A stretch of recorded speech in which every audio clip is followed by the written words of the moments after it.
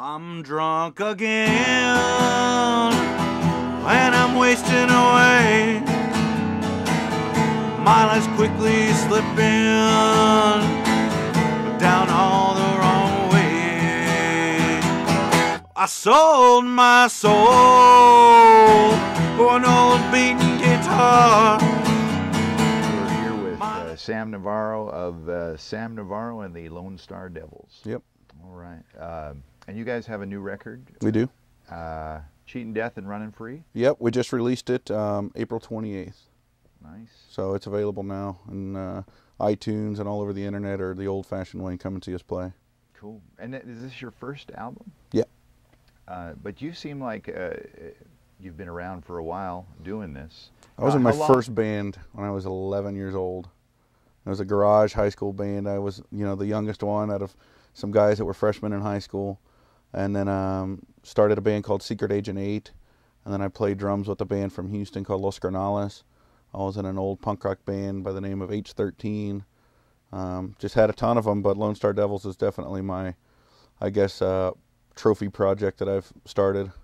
Nice. Well, and so are we getting on this record? Are we getting your whole life? Because, I mean, this is being your first record of major significance. I imagine you've got lots of tapes and whatnot. I think you're getting more of a background of what I went through probably 5 to 7 years ago. I went through a divorce and going through some hard times. Wasn't financially sound, wasn't emotionally or relationship sound, and it all comes through the music. So pretty much I'd say, I don't know, it's a 12-song album. I'd have to say 10 songs out of it are from, good old-fashioned divorce and heartache. What about going back to, you were raised in Baytown? I was born in Baytown, lived there for years, and then went to Texas City. And Texas City, it's all oil field and refinery workers. So met up with a group of guys, and I never was much into rap music or anything like that, like some of the population there. So I just started hanging out with guys that listen to punk rock, and I pretty much led to everything else. As we were talking earlier too about your first influences may have come from the church and yeah, my mom's church. I mean, they would play some music. I learned how to play drums when I was like 6 years old. I couldn't even reach the pedals of the drum kit, so I would just play with my hands. And by the time I was 9, 10 years old, I was actually pretty good at drums. And then I played drums all through high school, in marching band, with bands, and just went from there. And then I just picked up a guitar, and next thing you know, playing guitar. And there's a lot less stuff to carry when you play a guitar than a drum kit. So that was the easy way. And there is influence, and you've mentioned this, but you can hear it coming through with the Johnny Cash, old school country, throw in, well, as you mentioned, Social Distortion being a yeah, I like to think that I kind of bridge the gap. Johnny Cash is definitely my biggest musical influence. There's nothing like that train, doom, chicka doom, chicka doom. That was one of the first things I'd ever heard. So being a drummer, I heard rhythm there, and that's what really got my mind sparking to it. And then Social Distortion was good, hard driving punk rock, but it had Social Distortion, doo-wop kind of influences that it all kind of melded together. You said earlier too, if it's not real, it's fake. If it's not real, it's fake. And is that sort of your mantra to live by with songwriting? Yeah. I'll never sing a song about killing somebody, because I never killed anyone, or robbing a bank, robbing a store, or anything like that. But I have been heartbroken. I have gotten drunk. I've done some drugs. I've done a lot of things in my life. Been to jail. So I write songs about that. Write songs about not necessarily being the greatest Christian boy on the block, but I'm still what I consider a God-fearing man.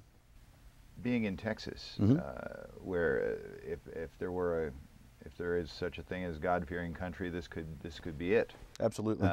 So have you ever had an encounter with someone, a Christian who might have talked to you about your music and your direction? I got an email one time on Facebook from a lady that I guess saw us play somewhere, and she said, you don't have to sing songs and try to be Johnny Cash or Hank Williams. you know, your lyrics are offensive, you know, you should just sing songs about it. And I just simply replied, I said, I'm sorry that I offended you with my lyrics, but all of that is true. And so, you know, when I sit there and I write something, I feel like I'm giving you the background or everything about my life. I haven't lived a perfect life, and I'm not a perfect man by any means, but I do try hard to be a good dad, be a good husband, be a good friend, and when I'm on stage, be a good show. The song from your new record, Desperado, you talk about the Lost Highway. What is the Lost Highway? You know, Desperado was one of those songs that I wrote going through my divorce. And a lot of times what I would do, and I don't necessarily condone doing it, but I would just get a 12-pack of beer and a bottle of tequila, and I would get in the car and I'd put on music and I would drive far and get lost. Drive down highways at midnight, you know, and there's some times where I just turned my lights off and kept driving in the dark, complete dark, or, you know, just pull over and sit in the middle of nowhere for a long time. And I wrote Desperado, I felt that my whole life was going down this road and I couldn't see the light at the end of the tunnel. It was just myself, you know, and that's why I say that I'm going down a long highway and I'm a rambling man and, you know, all these things is because at that point in time I didn't have direction. I just kind of felt like I was in this dark and desolate place, and I just could write songs about that. All right, so you have you have 6 guys in your band? 5, I make 6. Okay, well, so there's and I mean and you've had the same group of guys with you for the most part for a long time. From the almost very beginning. Well, that speaks to the good relationships I guess you're holding on with them. My bass player Cody, met him when I was 11. We've been best friends for a long time. Mike Cooper plays the lead guitar. I've known him 8 years. Mike Helfenstein, the lap steel player. We went to high school together. Martin Johansson, my mandolin player. We've known each other since we were in elementary school. Excellent guy. The new one that I just really met recently was Neil LaCroix. He plays drums for us. He's from Santa Fe. And, you know, we've just become great friends. And there's a lot of bands that just hire musicians these days. And you know, if they drive from Houston to Austin, they'll be a completely different band when they get to Austin. And I'm real happy with my musicians and my friends. I really do consider them friends before I consider them bandmates. So everything we do, it's as a friend. You know, when we did a 2-night quick little tour to Austin and San Antonio. We all stayed in the same hotel. You know, we went to lunch together, drank together, had a great time. All the wives were there. So it really is. It's a big family. So, you know, it's nice to have those guys around for so long. And without them, you know, I couldn't do anything. Nice. Thanks for being here. Not a problem. Thank you for having me. Would you play a song? Sure. Awesome. All right. Well, thanks. All right. Thank you.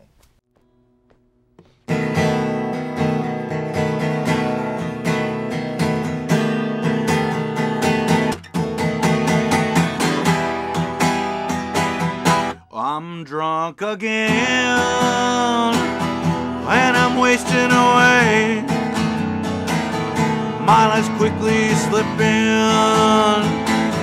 down all the wrong way. I sold my soul for an old beaten guitar. My life's quickly slipping away too far. I'm a rambling man, singing about my pain. My life's quickly slipping down the lost highway.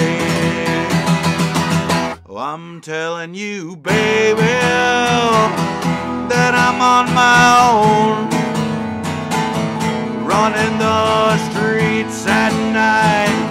Oh, I got no home. So I started drinking, then I got to thinking where my life is now and where I came from. I'm a rambling man, singing about my pain. My life's quickly slipping down the lost highway. I'm a rambling man, out my pain. My life's quickly slipping down the lost highway.